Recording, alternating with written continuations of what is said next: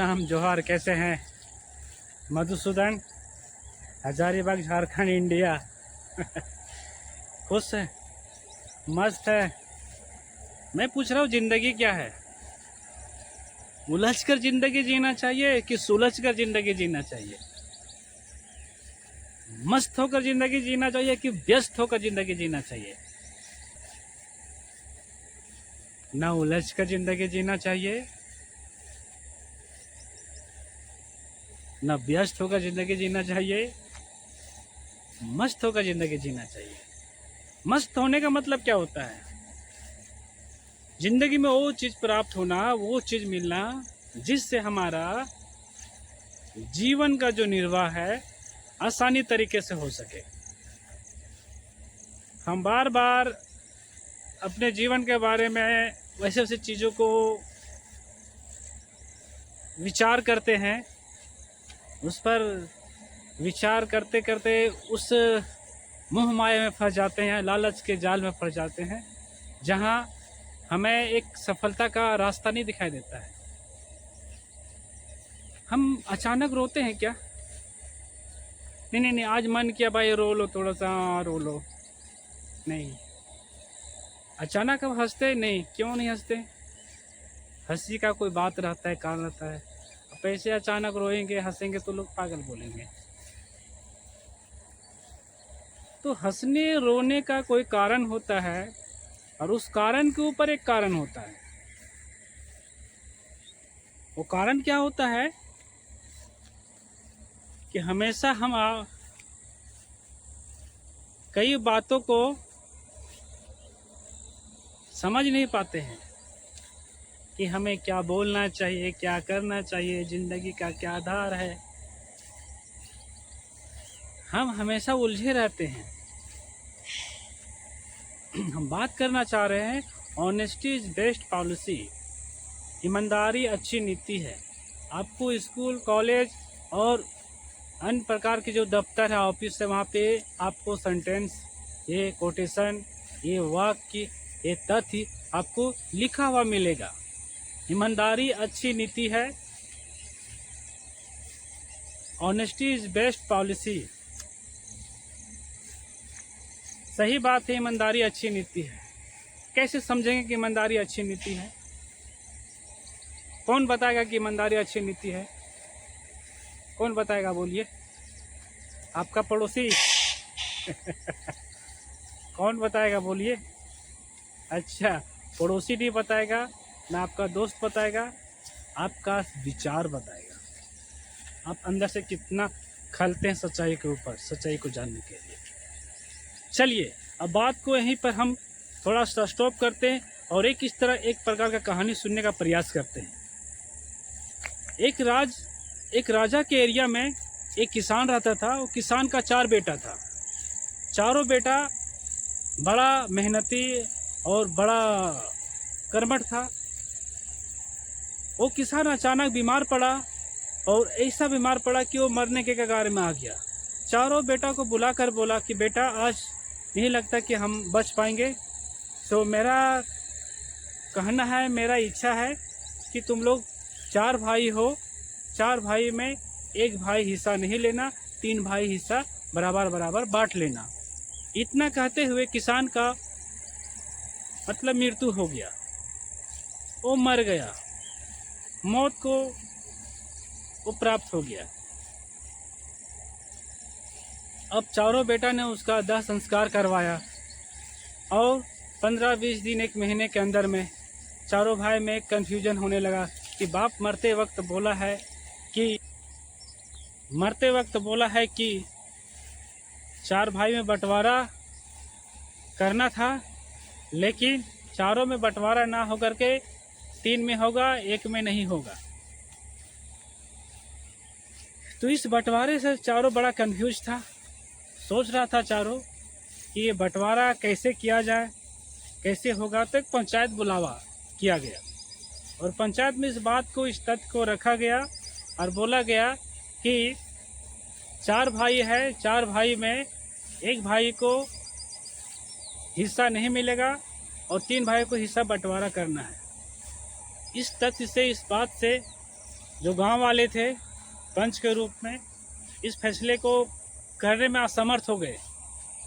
बोला कि चारों भाई में किनको फैसला मतलब जायज़ दिया जाए, किनको फैसला में जो है सो हिस्सा बराबर दिया जाए, एक को नहीं दिया जाए।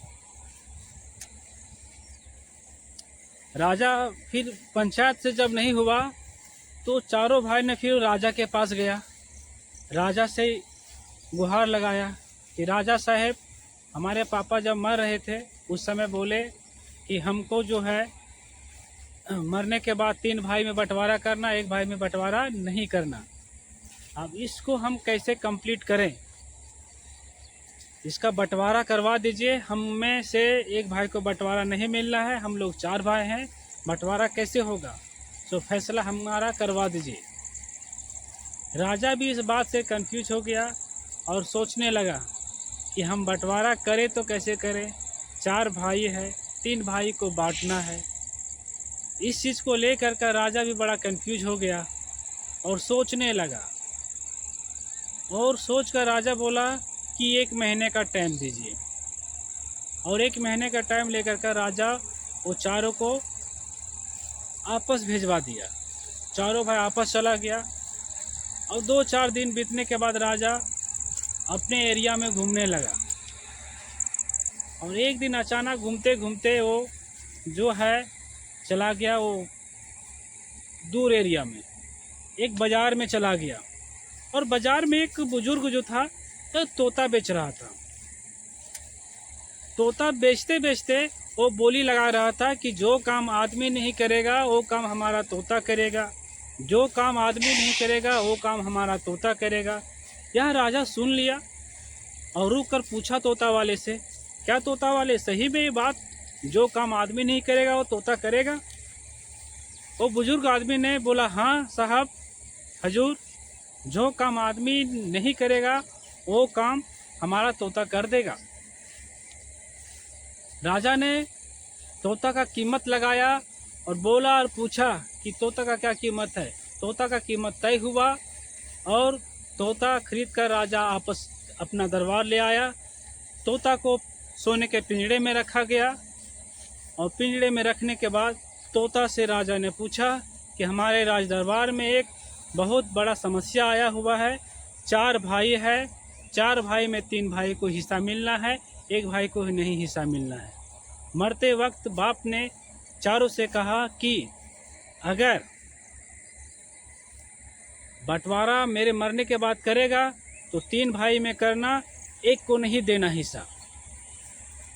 तोता इस बात को सुनकर बोला, ठीक है, इस फैसला को हम जरूर करेंगे। अब चारों भाई को बुला लीजिए अपना समय के अनुसार। 1 महीने का जो टाइम लिया गया था, 1 महीना जिस दिन हुआ 30वां दिन चारों भाई को बुलाया गया राज दरबार में। लोग भी पहुंचे हुए थे, राज दरबार के सारे मंत्री सैनिक सभी पहुंचे हुए थे, सभी राज दरबार लगा हुआ था और चारों भाई भी पहुंचे हुए थे।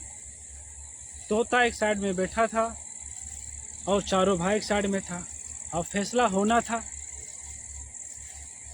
तोता बोला राजा से, राजा साहब, जो बड़ा भाई है उसको एक खुट्टे से बांध दिया जाए।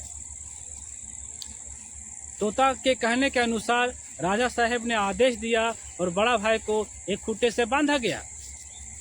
जब एक खुट्टे से बांधा गया तब सेकेंड भाई को फिर बुलाया और बोला कि इस भाई को हाथ में डंडा दे दिया जाए।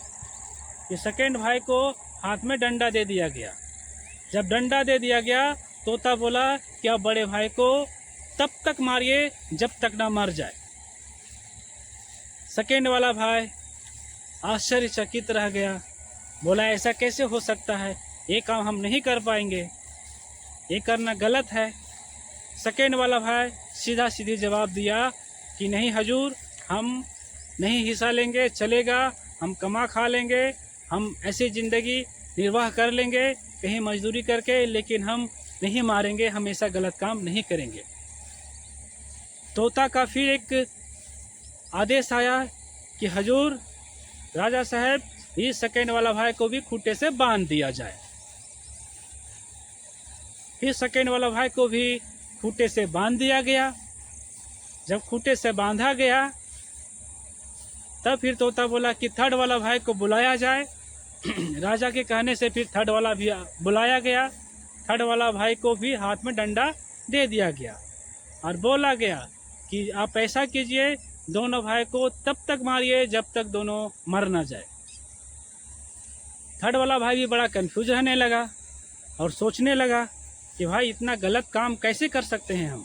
नहीं, बड़े भाई हैं, नहीं मारेंगे, ऐसा गलत है मारना किसी को।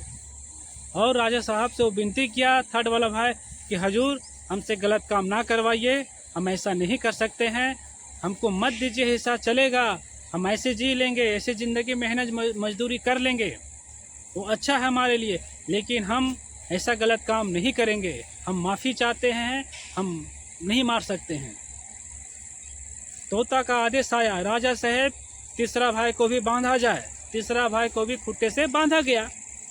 जब तीसरा भाई को खूंटे से बांधा गया तो राज दरबार में सनसनी फैल गया।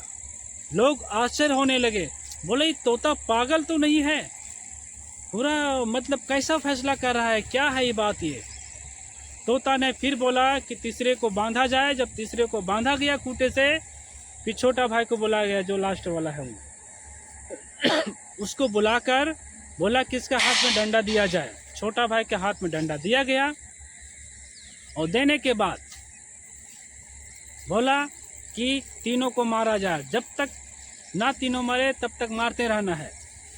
छोटा भाई मन ही मन कुछ सोचने विचारने लगा और सोच में ये आया उनका कि बाप का कहना सही था, लेकिन कुछ उल्टा ही मतलब था इसका कि तीनों को हिस्सा नहीं मिलेगा, एक को हिस्सा मिलेगा। हम छोटा है इसलिए हमको हिस्सा मिलना चाहिए, इसलिए तीनों को मारेंगे और हमारा हिस्सा हो जाएगा। तोता सही फैसला कर रहा है, ये सोचकर वो छोटा भाई तीनों भाई को डंडा से मारने का प्रयास किया, मारने लगा। अचानक फिर तोता ने आवाज़ लगाया, राजा साहब इस छोटा भाई को रोका जाए। तुरंत राजा के सैनिक ने राजा के आदेश के अनुसार उसके हाथ से डंडा पकड़ा और उस छोटा भाई को भी पकड़ा और मारने से रोका। मारने से रोका तब राजा साहब ने तोते से कहा कि तोता ये क्या है। तोता ने बोला कि राजा साहब छोटा भाई को हिस्सा नहीं दिया जाए, तीनों भाई को हिस्सा दिया जाए, क्योंकि ये छोटा भाई जो है ये आदमी लायक नहीं है, इसके अंदर मानवता नहीं है। ये फैसला सुनकर राज दरबार में तालियों की गड़गड़ाहट गूंज उठी और लोग एक दूसरे के आंख में ऐसा आंसू बहने लगा कि आश्चर्यचकित हो गए। और छोटा भाई जो था, जो लालची था, जो फरेब था, जो धोखेबाज था, जो लालच से भरकर मतलब अपनों को नहीं पहचान रहा था, मानवता का हनन कर रहा था, उसी को हिस्सा ना मिलने का अच्छा फैसला किया तोता ने। तोता के लिए भी ताली बजा, राजा के लिए ताली बजा और राजा इस फैसले से प्रसन्न हुआ, लोग भी इस फैसले से संतुष्ट हो गए और राजा तोते को बहुत बधाई दिया। अब इस कहानी से हम लोग सीखते हैं कि छोटा भाई और वो तीन भाई, क्या है अंतर।